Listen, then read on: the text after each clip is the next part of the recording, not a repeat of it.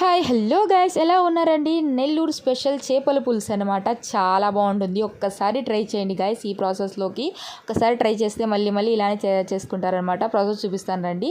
ఒక చిన్న కడాయి పెట్టేసుకొని దాంట్లోకి ధనియాలు, జీలకర్ర, ఎండుమిరపకాయలు, కొబ్బరి వేసుకొని దోరగా వేయించేసుకోవాలన్నమాట. ఇంకా వేయించిన మిశ్రమాన్ని మొత్తాన్ని అయితే మిక్సీ పట్టుకోవడమే అండి. ఇలా అయితే మా అత్త వాళ్ళు చేస్తారండి ఈ చేపల పులుసు. నాకైతే బాగా నచ్చేసింది మా అత్త వాళ్ళ సైడ్ చేపల పులుసు. అందుకే నేను కూడా ఈ ప్రాసెస్నే ఫాలో అవుతున్నాను అనమాట. బాగా దూరగా వేయించేసుకున్న తర్వాత అయితే మిక్సీ పట్టేసుకోవాలండి. ఇంకా దాంట్లోకి మరికొద్ది వాటర్ వేసి అయితే మిక్సీ పట్టేసుకుంటే మనకైతే పేస్ట్ లాగా రెడీ అయిపోతుంది.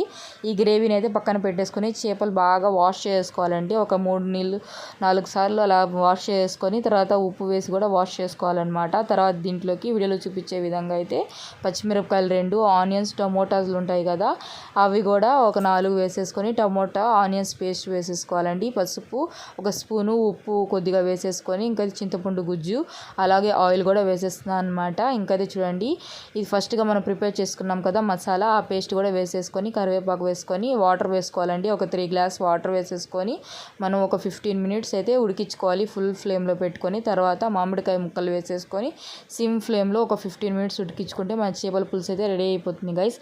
ఒక్కొక్కరు ఒక్కొక్క స్టైల్లో చేస్తారు కదా, ఇదైతే నేను ఈ స్టైల్లో చేస్తానమాట. చాలా బాగుంటుంది. తప్పకుండా ట్రై చేయండి, మీకు కూడా నచ్చుతుంది అనమాట. ముక్క చూడండి ఎంత బాగుంది కదా, నోట్లో నీళ్ళు ఊరుతున్నాయి కదా. Please subscribe.